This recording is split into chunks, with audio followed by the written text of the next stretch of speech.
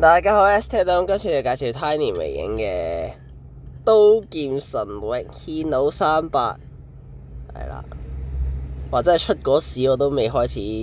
追啲咩動漫，即係淨得啲翡翠台播嗰堆咯，係啦，播嗰時係啦，都未特別上網揾呢啲動漫嚟睇。哇！真係估唔到買咁耐，到依家都仲間唔中出現，係啦，都叫少咗喺市面見到噶啦。咁啊，有一次清倉就見佢50蚊冇包裝，大架車又冇事咁樣就，算你入下手咧，都叫睇過呢套嘢，都 OK 嘅，係啦，都幾過癮嘅，係啊，自己覺得好睇嘅，但係要講翻出嚟又唔係好講到，係啊，睇到呢個同人幾勁咁樣，係咧，都唔得意嘅，主角反而放喺架車嘅右邊啊，啲女女啊擺晒喺左邊，架車尾仲有愛麗絲添，係啦，阿仙娜同埋係咪師奶啊？唔記得個翻譯，同埋呢個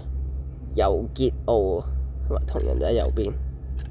係啦。呢個佢出呢架嘢嗰時應該係愛麗絲嗰時，係啦。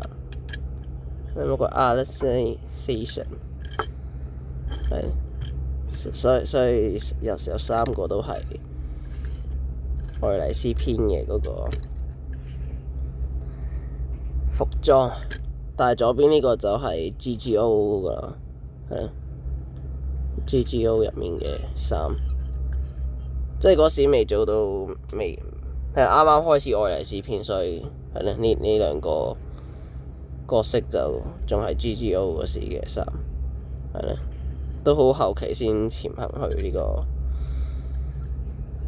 係咪 Underworld？ 好似 Underworld 係。都好似唔係太多新作品啊！呢排係咯，淨係得個 GGO 第2季啫嘛，最近都仲有好多 miss 咗嘅樓層同埋幾多百年喺 Underworld 啊，係啦，好多空隙啊嘛，個故事線，唉，係啦。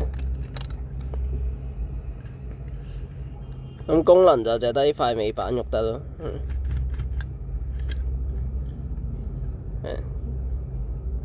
都幾靚仔嘅，不過都係巴士吸引啲嘅，所以之後啲同人動漫聯成都點都要整翻架巴士，估唔到刀劍神域唔係，所以我當時冇點入手，唔係好想整架咁嘅貨車，呢個比例同 Tomica 差好遠。Tomica 好少可以1:76咁真係，咁好啦，咁今次個刀劍神域貨車介紹就嚟到呢度啦，鍾意就 like 記得 subscribe，咁我哋下次再見，拜拜。